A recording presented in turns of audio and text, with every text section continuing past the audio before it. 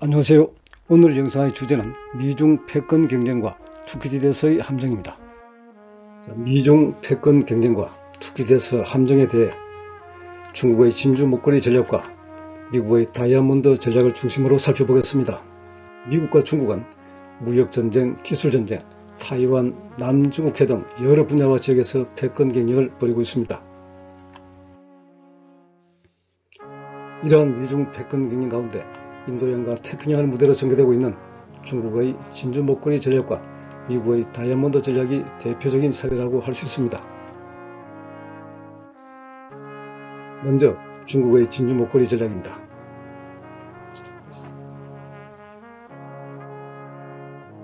중국은 파키스탄 과다르, 스리랑카 한반토다, 방글라데시 치타공, 미얀마 시터웨 등 인도양 주변 국가에 대규모 항만을 전략적으로 건설하고 있습니다. 중국의 전략적 진출 거점을 연결하면 진주 목걸이와 비슷한 모양이 된다고 하여 진주 목걸이 전략이라고 합니다.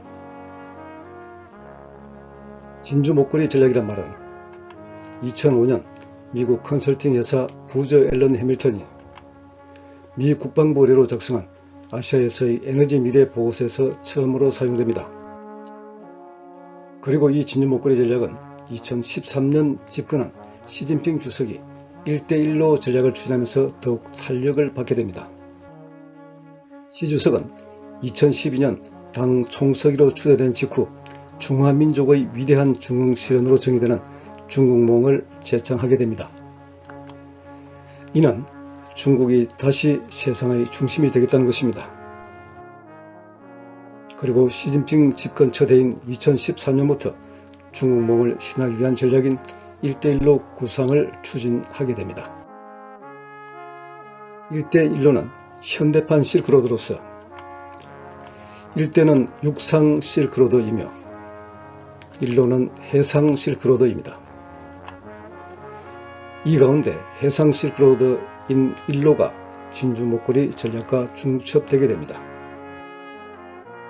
1대1로가 추진되면서 중국 남부에서 동남아, 아프리카 동부까지 인도양 전체의 주요 무역항들을 연결하여 세력을 확장해 나가고 있습니다. 그리고 중국은 2018년 하이난섬 자유무역항 건설 계획을 발표하였고 2019년에는 광둥성, 홍콩, 마카오를 아우르는 외강아오 대만구 발전 계획을 발표하는 등 진주 목걸이 전략이 남중국해로 확장되고 있는 모양새입니다. 다음은 미국의 다이아몬드 전략에 대해서 살펴보겠습니다.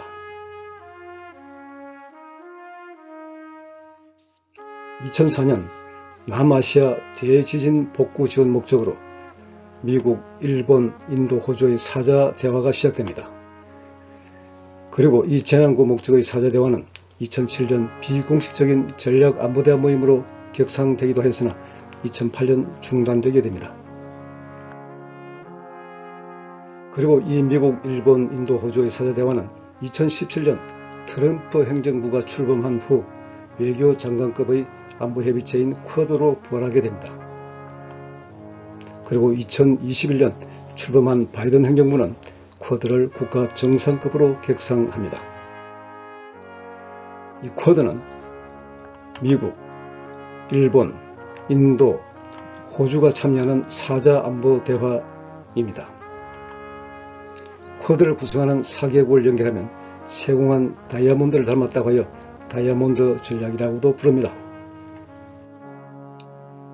쿼드는 미국이 주도하는 자유롭고 열린 인도 태평양 전략의 일환으로 1대1로로 대표되는 중국의 해양 패권 견제 목적의 4개국 안보협의체라고 할 수 있습니다. 이에 대해 중국 왕이 외교부장은 2022년 3월 열린 기자회견에서 인도 태평양 전략의 진짜 목적은 인도 태평양판 나토를 만든 것이라면서 경계한 바 있습니다. 미국이 주도하는 쿼드, 즉 다이아몬드 전략은 중국의 1로, 즉 진주 목걸이 전략과 충돌하는 모양새입니다. 이처럼 기존 강국과 신흥 강국이 충돌하는 위험한 상황을 투키디드에서의 함정이라고 합니다. 이 투키디데스의 함정을 좀 더 자세하게 살펴보면 기원 전 5세기 아테네와 스파르타가 패권 경쟁을 벌이면서 유리하게 됩니다. 아테네와 스파르타는 고대 그리스의 도시국가들로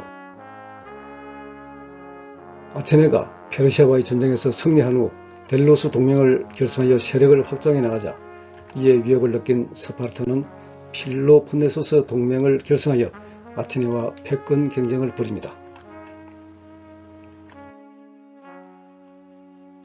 아테네와 스파르타의 패권 경쟁은 전쟁으로 기결됩니다. 아테네의 델로스 동맹과 스파르타의 필로폰네소스 동맹은 약 27년 동안 전쟁을 벌이게 되며 이 전쟁을 필로폰네소스 전쟁이라고 합니다. 필로폰네소스 전쟁에서 스파르타가 최종적으로 승리하게 되지만 오랜 전쟁의 출혈은 고대 그리스 몰락의 원인이 됩니다. 그리고 아테네와 스파르타 모두 역사의 뒤안길로 사라지게 됩니다. 당시 역사가인 투키디데스가 아테네와 스파르타의 27년 전쟁을 기록하여 필로폰네소스 전쟁사를 남깁니다. 투키디데스의 함정이란 말은 바로 이 투키디데스의 필로폰네소스 전쟁사에서 유래합니다.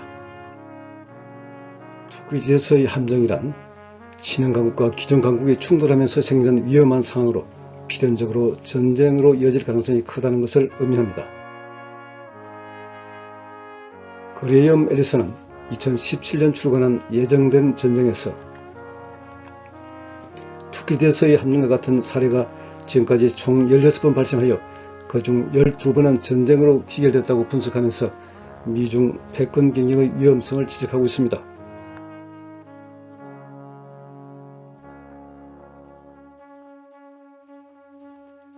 그리고 시진핑 주석은 2015년 9월 미국 방문 시 이 세계에는 원래 투키디데스의 함정이라는 것은 없습니다.